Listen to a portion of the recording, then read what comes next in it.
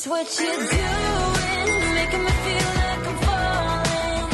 And when you're moving, I can... What's up, you guys, and welcome back to the channel. Today's video is obviously going to be a lot different than my normal videos. I'm not going to do a small business shout out, member shout out, anything like that. I just simply wanted to hop on here today and update you guys about my health journey. I know a lot of you guys have been following along my entire health journey, so I just wanted to give you guys a little update and tell you guys kind of what's going down. I did finally get a diagnosis after what feels like forever, so hopefully I'm on the road to recovery and feeling better. But I wanted to answer any questions you guys had. Hopefully this video clears up a lot, but I have had a lot of questions about it, so I just wanted to take one video to kind of update you guys entirely about everything. If you still have additional questions, leave them in the comments below and I'll try to get to them either in a Q&A on Instagram, or I'll do another video if there's enough questions to make an entire video about it. In my hair, I wasn't sure how to feel about it at first. There are a few things I want to do differently, like figure out some of these super spirally curls and fix those. But I got a new curling wand for Christmas, and I'll link it down below if you guys like this look. If not, maybe I'll just look like a fool. But I'll link it down below if you guys want to check it out. But I got a new curling wand for Christmas that is like 3/10 of an inch, and it makes these super tight curls that I think are just adorable. I've always been envious of people who have natural curly hair like this. So to have this is just awesome. Like, even if you put it up, it's just the cutest, right? Okay. Done obsessing over my hair. Let's get to my medical update. So I did want to kind of walk you guys through how this all went down in case you are experiencing similar symptoms or you're experiencing a similar situation with doctors. So I did want to walk you guys through it, but if you don't want to hear about my entire journey and how it went down and my symptoms I was experiencing and the process I went through to get the diagnosis, then I'll leave a timestamp down below so you can skip to what my diagnosis actually is and what it means and where we go from here and everything like that. So the majority of my symptoms actually started after I got COVID. I got COVID in February of 2021, so almost a year ago. And the majority of my symptoms started after I got COVID. However, now that I know my diagnosis, the rest of my entire life is starting to make sense. So initially I went to the doctor with this sheet of paper. I wrote down all of my symptoms because they were symptoms that were alarming to me, but they didn't really make sense together. So it then seemed like I was like making stuff up, or I was just a hypochondriac because there were so many different symptoms, but none of them made sense together.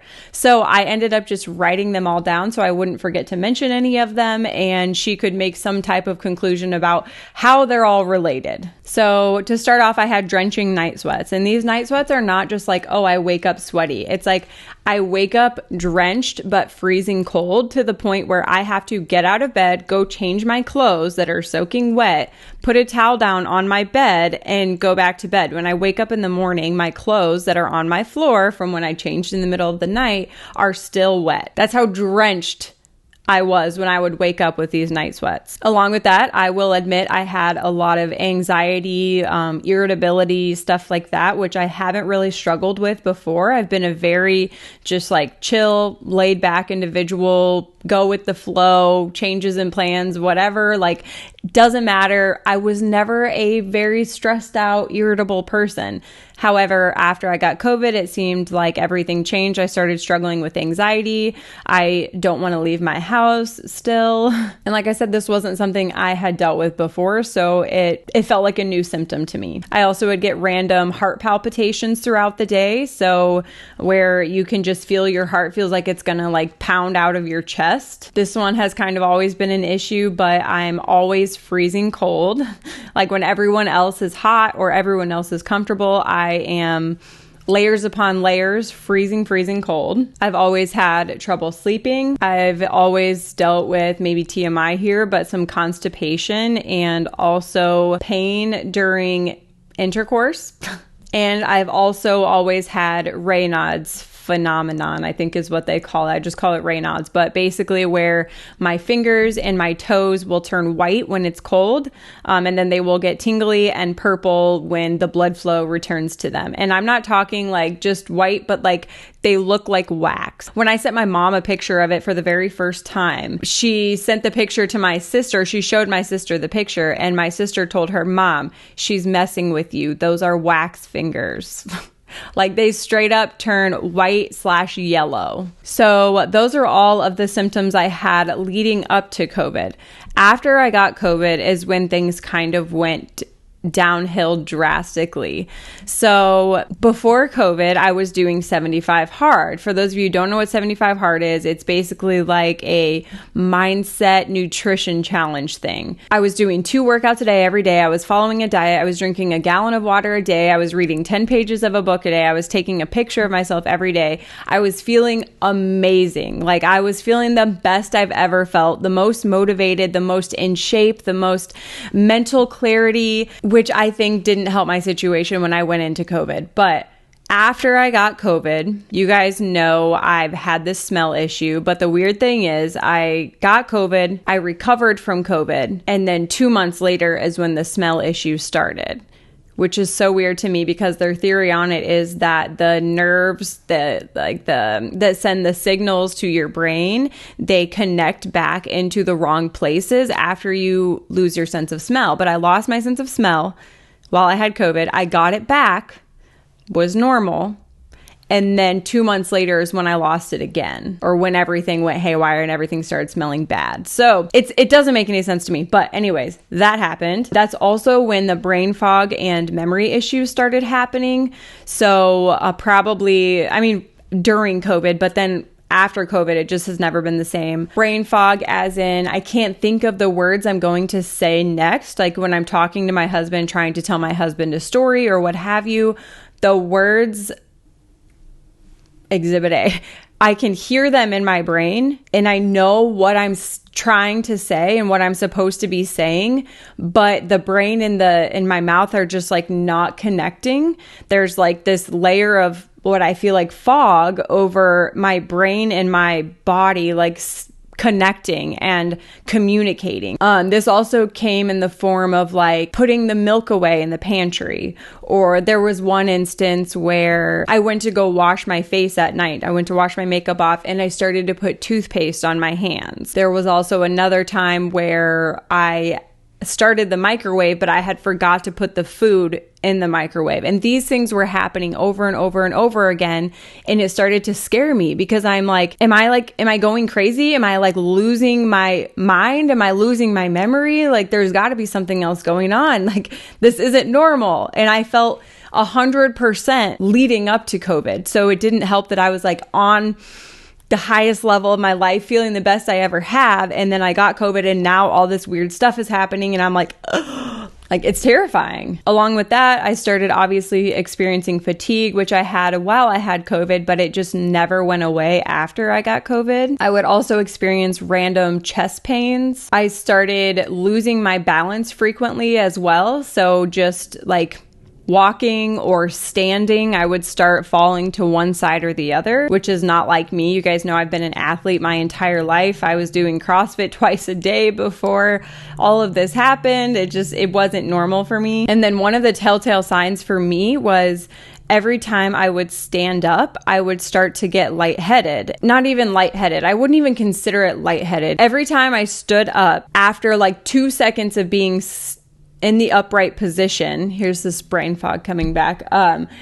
Within 2 seconds of being in the upright position, my vision would start going black. So it would just like start closing in until it was black. And I would just sit there and brace myself or stand there and brace myself until it came back. And this happened every single time I stood up, and I always knew exactly when it was going to happen. So I would stand up and then I would just brace myself and wait for it to happen, and then wait for it to pass, and then I could continue on. But it happened every single time I stood up. I was also experiencing a lot of shortness of breath, which wasn't too alarming for me because I do have asthma, and I know that COVID probably took a toll on my asthma as well. So that wasn't as alarming to me. However, my inhaler was feeling less and less productive, whereas before, my entire life, I've been able to take my inhaler and kind of relieve my symptoms, and my inhaler started becoming not as productive, which was getting to be scary. I also started experiencing something called Terry's nails. I'll insert any pictures I have of any of the symptoms that I was experiencing so you guys are able to see like what I'm talking about and that I'm not crazy. But I started experiencing the Terry's nails, and then I actually found out at one of my later appointments that my nails also started clubbing.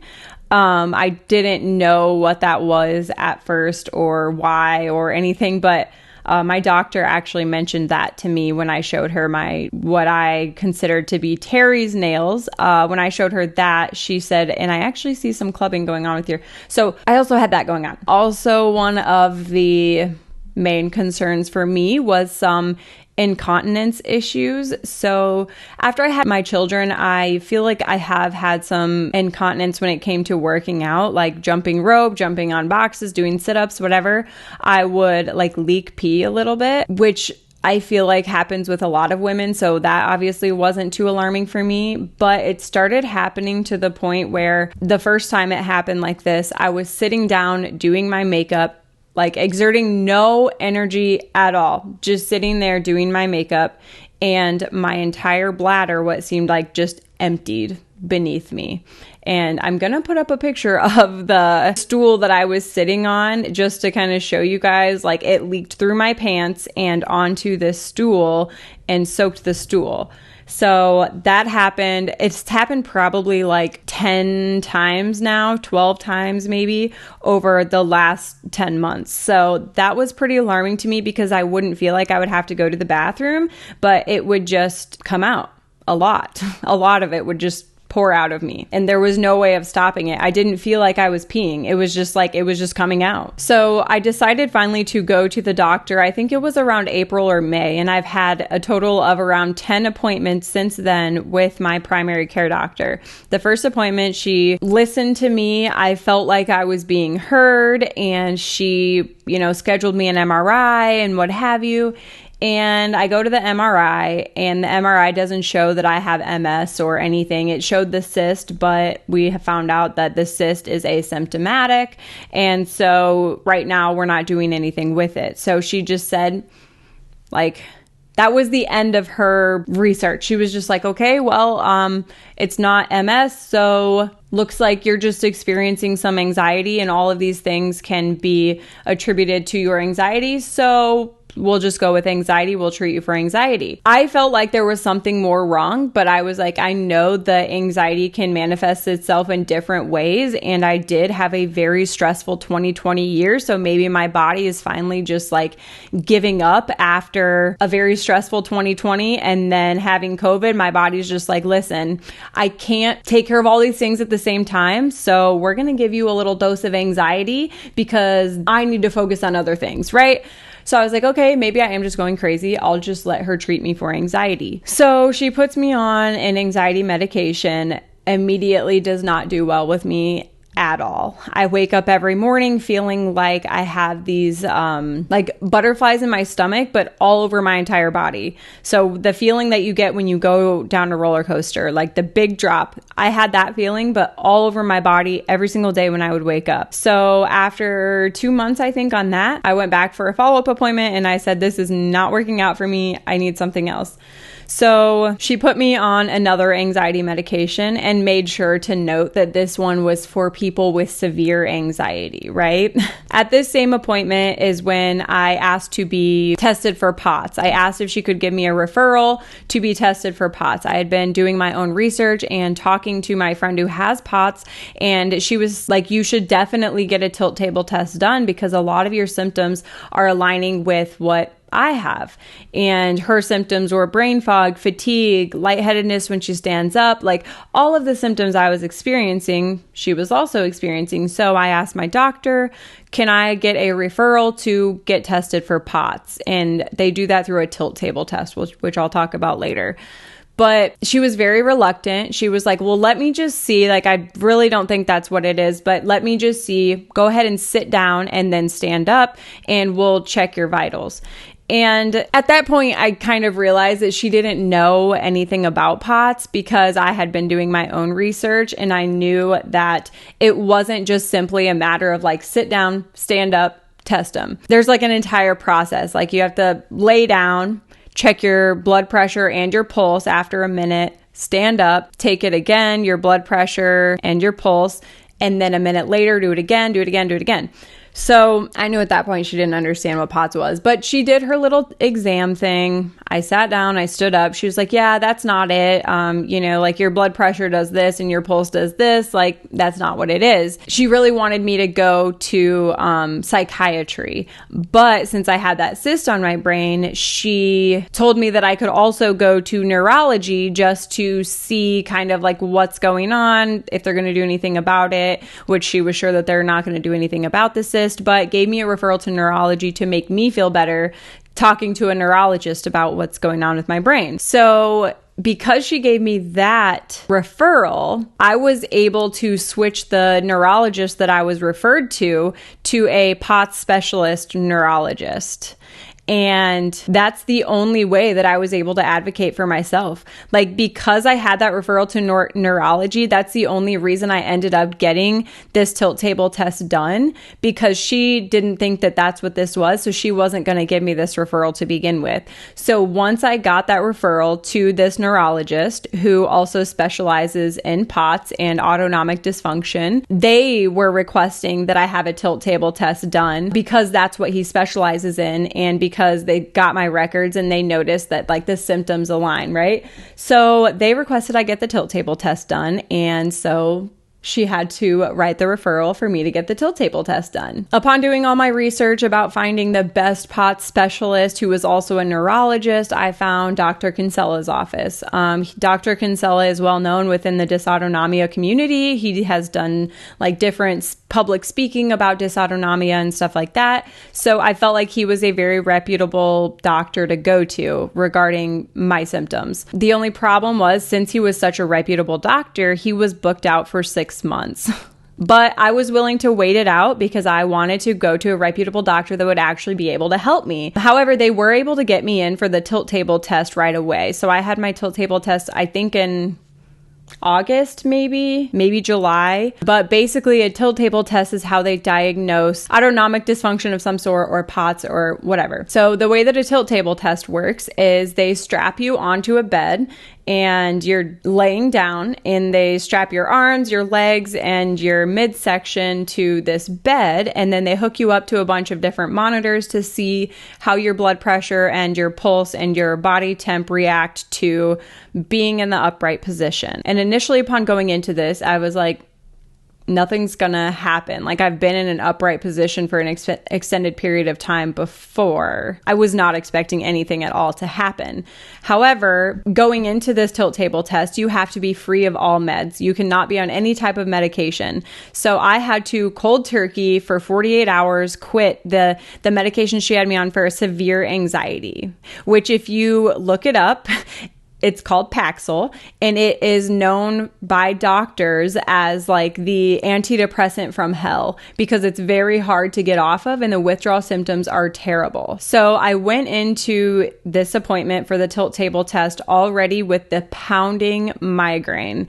It was absolutely the worst migraine I've ever had in my entire life, and I could not take any medication for it because I had to be free of all medication for this tilt table test. But regardless, I go into this test. I'm laying down. They first had me do this breathing test, which I want to say it's called like Vasala maneuver, maybe something like that. But it's supposed to simulate you like blowing up a balloon or something like that. And I always have had trouble with like blowing up balloons. I get lightheaded very, very easily, and I start to black out like one balloon and I'm blacking out. So we start this Vasella maneuver or whatever it is, and I just blow into this tube. I have to blow till I have no more air in my lungs, and then I have to hold it for so many seconds. And as soon as I did that, my vision started going black, and my vision actually went completely black. My head just started throbbing, and so then I was like, okay, this test might go a little bit differently than I expected.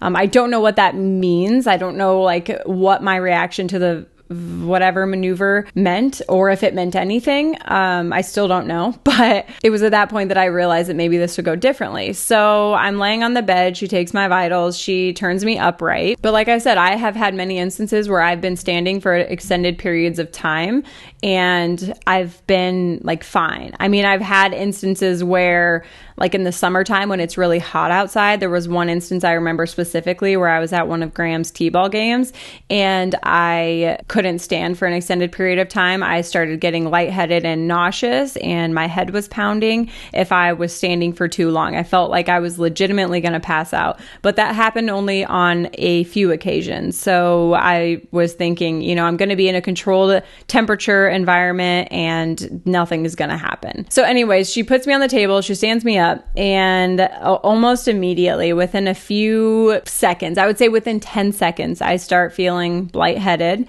nauseous. I start sweating profusely. I'm super clammy. My feet are turning purple. My legs were shaking uncontrollably. They were just like vibrating. They were breaking out in like a hive type rash. My head was just like, I could feel my heartbeat in my head. The longer I stood up, the more my pulse would just beat into my head. It hurt so bad. When I'm telling you guys, I've never been so miserable. This test was the most miserable thing I've ever gone through, like pain wise. And I felt so bad for this poor nurse because she was trying so hard to get my mind off of it. She was asking me questions about my kids, about my YouTube channel, about everything. And I would just give her one word answers and then be like, how much time is left? How much time is left? Because this is supposed to be a 30-minute test, right? So throughout the entire 30 minutes, I'm kind of going through these phases of being okay, and then through these phases of being absolutely miserable and almost like hyperventilating because I'm so miserable. My entire body hurts.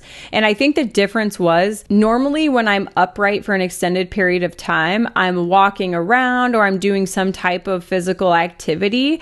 I'm not just standing there. And here we had to be strapped into the bed and she said, try your hardest. Do not shift your weight. Do not do anything other than just stand there completely still.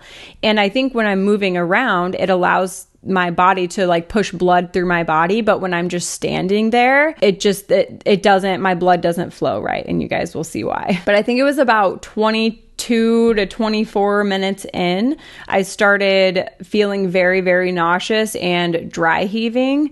Nothing was coming up at that point, but I think it was around 25 to 26 minutes when I just couldn't stop it from coming up, and I had to ask her for a puke bag. And it was like when you get that feeling in your mouth where the puke is literally just going to come out, like that watery type feeling in your mouth, and I just started puking. So at that point, she had to call the test off in fear of my blood pressure being too high. I think at one point it was like 164 over 138, I think, something like crazy. And so she just called the test off, stopped the test, brought me down. And at that point, I had some hope. I was like, I did not think I was going to have that sort of reaction to this test. I thought it was just going to be another test and that was going to be that. But it was a little bit of validation for me because I was like, something is obviously wrong. Like, not all of that stuff should be happening just from simply being upright. But while I was waiting for my appointment to get my test results from my tilt table test and to speak with the POTS specialist, I just kept being treated for severe anxiety. I kept trying different anxiety medications because my body was not having a good reaction to any of the medications that she had me on. I ended up getting a DNA test to figure out maybe why my body wasn't reacting to certain medications. And I quickly found out that mostly all medications for anxiety are on the like do not mix well with my DNA list. So that started making a lot more sense to me. Luckily now I'm on one that doesn't give me any side effects. I don't feel like it's helping my anxiety at all, but my side effects are very minimal, which I'm very grateful for. So I'm glad I took that test. But my doctor just was like, well, it's just your anxiety, like, sorry. So I just kept continuing to be treated for severe anxiety. I should also mention, when my doctor was treating me for severe anxiety, I kept having more and more symptoms pop up. My TMJ issue started, so I cannot open my mouth further than this. It just locks right there. And if you look at my mouth, it kind of opens in one direction, like, so for me, it opens to the left. And this happened after I got some dental work done in May, but it just has not gone back to normal. And it's extremely painful to the point where when I'm laying flat on my back, it hurts my jaw. Like my jaw, my muscles or something cannot support my joint, my TMJ joint. So my jaw has been a huge issue. I've also had this pulsating sound in this ear, the side of my jaw that hurts. This pulsating sound in this ear that is just like a whoosh, whoosh, whoosh, all the time. I also had this weird feeling of like popping in my throat. So if I would have my head turned a certain way and I would swallow, I would feel like right here it would pop. And then sometimes there would be like this lump in my throat when I would swallow. And then one of the most alarming symptoms for me, was that one time I had what my doctor assumes to be a seizure. So I was sleeping at night and Chad woke up to me with my hands at my chest and I was just shaking uncontrollably. And at that point I came to, and I don't know how long I was doing that, but I rolled over and I looked at the ceiling and I can hear Chad asking me if I'm okay, but I'm looking at the ceiling and my eyes are just going back and forth super, super fast to where I can't get up. I can't focus my eyes. I can't do anything other than just lay there and look at the ceiling as my eyeballs shift back and forth really, really fast. I can hear him asking me, are you okay? Are you okay? I can't respond to him. After my eyes finally settle, I decide to try to get up and walk to the bathroom. Upon standing, the entire room was shifted sideways. So I was walking at an angle and I couldn't walk to the bathroom because I couldn't see anything. Along with that, my body felt, I don't know how to explain it, you guys, other than those guys that businesses use for advertisements that are like balloon guys, and they do this. Every single movement I made, so if I moved this arm, it would make my entire body just feel like it was flowing.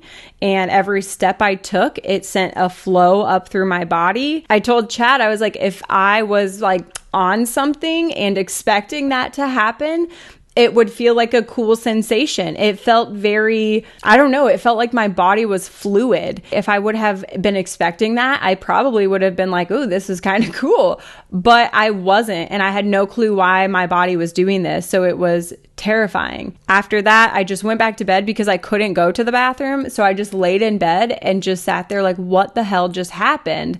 And that entire next day, I was just very out of it. I just slept all day. I had no clue what had happened or why it had happened. And my doctor thinks it was a seizure, but yeah.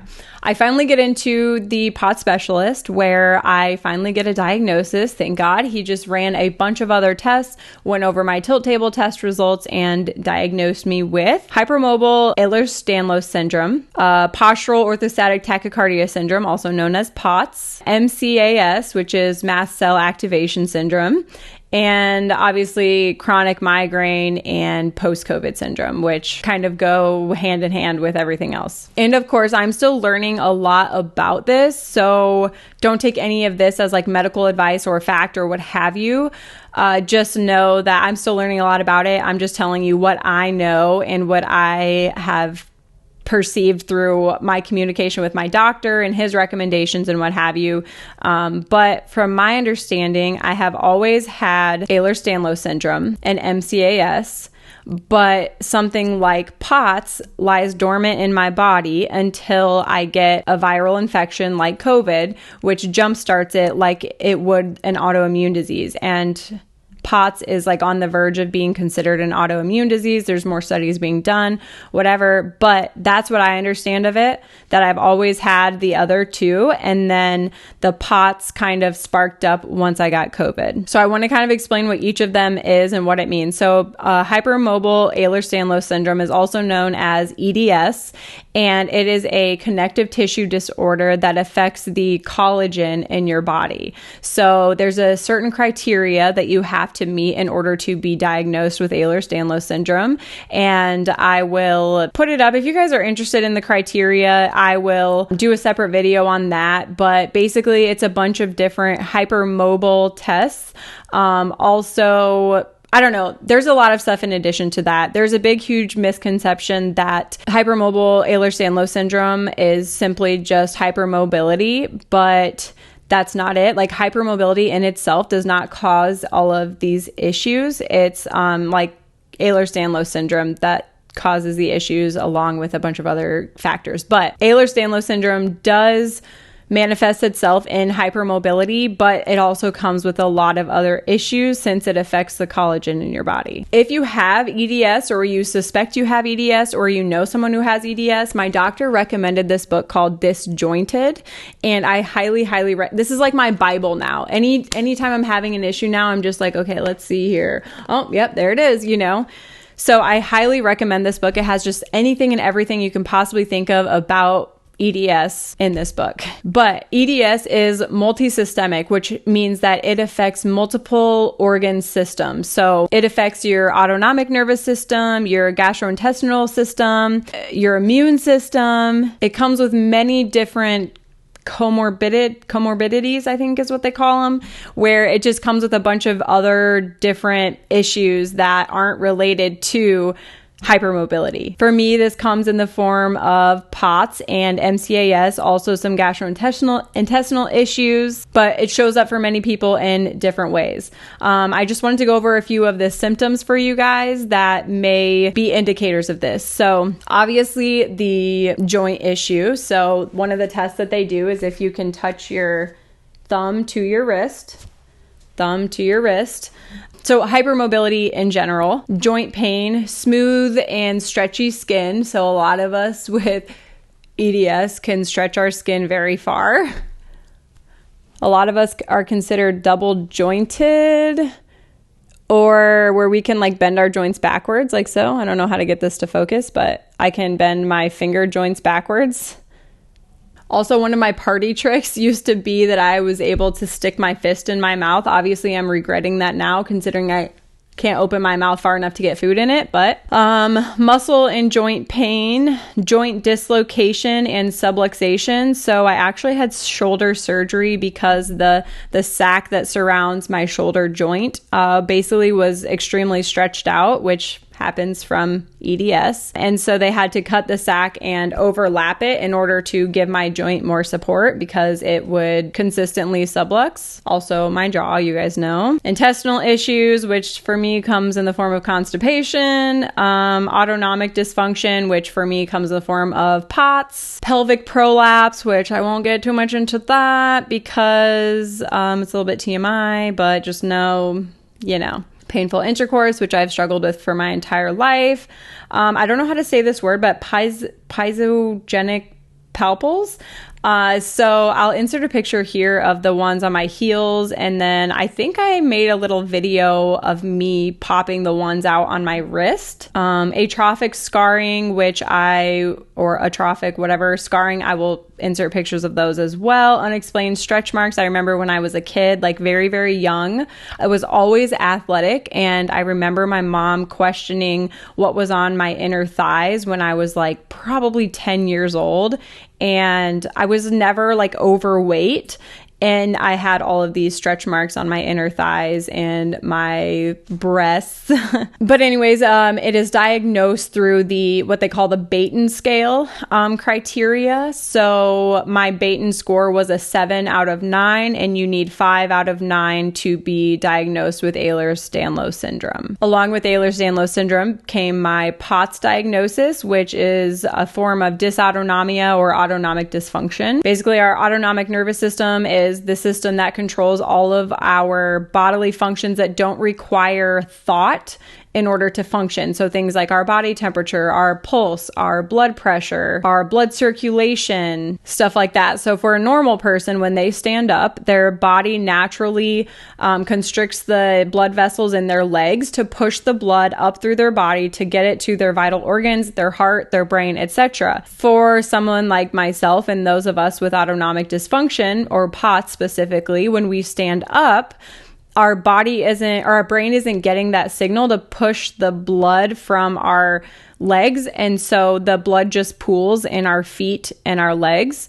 We start to get lightheaded because our vital organs, like our brain and such, are not getting the blood that it needs to. And our heart rate increases in order to compensate for the blood that it's not getting, but there's not enough blood volume there to push it to where it needs to go. So we get lightheaded and sometimes faint upon standing up. Some of these symptoms are including, but not limited to, I'm going to put up a chart here at some point that just kind of shows how all of these different conditions overlap and the symptoms kind of go together. The first one is symptom-related anxiety. For many people, this comes on kind of suddenly, and the symptoms are very concerning and they don't make sense together. And so we start having anxiety about, like, why are all these different things happening? Because all these different things can be signs of, like, cancer and leukemia and stuff like that. So it's scary. So I think I definitely struggled with that. And that's where a lot of my anxiety stems from. Also, the fact that I went from my absolute best to my absolute worst seemingly like overnight was terrifying. Hypervigilance, depression, increased heart rate, heart palpitations, high or low blood pressure. Some people's drops, some people's is really high. Nausea, constipation, bloating, cramping, increased urination, cool and clammy feet and hands, night sweats, brain fog, impaired memory, migraines, lightheadedness, dizziness, fainting, poor sleep, fatigue, weakness, exercise intolerance, muscle pain, tremors, rapid breathing, air hunger, poor temperature regulation, discoloration in legs, Raynaud's, and restless leg syndrome. So when I got to the doctor for him to do all of these other different tests for the MCAS and the EDS, since he had my tilt table test results, he also just did like an in-person poor man's tilt table test is what they call it. So he had me lay down for a minute, took all my vitals, had me stand up, and then every minute took my vitals again. And that confirmed that your heart rate has to rise at least 30 beats per minute within that time frame in order to be considered POTS. So I'll put my results here, but basically 100% easily 30 beats per minute, and consistently stayed there or kept rising. A normal person, it may rise upon standing and then it will level back out pretty quickly. Mine, for the entire 4 or 5 minutes or whatever, got higher or stayed the same. And then mast cell activation disorder, or mast cell activation syndrome, is where basically your allergy fighting mediators are released too frequently or too abundantly. So things trigger allergy reactions when they normally wouldn't or shouldn't. For example, emotions, heat, different fragrances, medications, food, insect bites, alcohol. I break out in a rash, which you guys have seen, like the rashes I get on my chest and such. And my asthma acts up for everyday things that wouldn't normally affect anyone. None of these things are curable. They are hereditary. It's in my DNA. It is what it is. However, they are treatable, and I will be able to drastically increase my quality of life via medicine. So I am very grateful for medicine and for doctors and for Dr. Kinsella at this point, because my hope is that within the next, he said, 6 to 12 months, I should start feeling a little bit better at least. So it is something I'm going to have to live with for the rest of my life, which is terrifying. But also I know that it can be controlled via medicine. So I'm very, very thankful for that. Moral of this story is to advocate for yourself. I know that's very, very easy to say, but a lot of times it's hard to do and very intimidating to do. So I'm here to tell you, like, advocating for yourself is so important. I remember telling you guys right before I went to this appointment last week, I remember telling you guys, like, if I go to this appointment and I don't get any answers, I give up. Like, I'm done. I'm just going to live in pain. I'm just going to live feeling like this for the rest of my life. It's very hard to even just say. I was ready, you guys, to just be done and just accept the fact that my life is never going to be the same again, and that I was just going to have to live with it, and I was just going to have to deal with it, and I was just going to have to deal with everyone thinking that I'm just a hypochondriac looking for attention, I guess. I don't know. I had just accepted that the doctors just didn't care, and they just thought I was a hypochondriac and that I just have anxiety, and to feel validated, and not only validated, but like diagnosed with something that I had originally done my own research and like knew was a possibility, but my doctor just kept brushing me off like it was nothing. To get that validation, I can't even explain the feeling, you guys. Like, some people don't understand, like, what is the point in getting a diagnosis if there's nothing that you can even like do for it? It's like chronic. You're going to have it. It's in your DNA. There's no there is no cure for it. Like, what is the point in getting a diagnosis? And the simple fact that, like, it's not a visible illness. Like, all of these symptoms are things that happen like to me in my body. I'm not missing a leg. I'm not missing an arm. Like, you can't see that anything is wrong with me. So the simple fact that, like, I have something to explain to people that something is actually wrong with me and it's not just all in my head is, I don't know, you guys, it's like the biggest weight lifted off of my shoulder. It's very validating, and I feel like, I don't know, you guys, I can't even put it into words what it feels like to have someone tell me, like, I've never been so happy for someone to tell me, like, you are sick, like, there is something wrong with you. But when my doctor told me that, I just started crying, because the things that he listed off were the exact things that I thought from the very beginning that my doctor would not even give me a second thought about. Like, when I brought up POTS, she looked at me like I was crazy, and she was like, I don't think that's it, but, you know, if it makes you feel better, we'll see. And that's not like an abnormal experience. That is the experience for so many people who have POTS or EDS or MCAS. Like, it happens to so many people. It's so underdiagnosed and misdiagnosed and pushed off as anxiety related or some type of psychiatric disorder.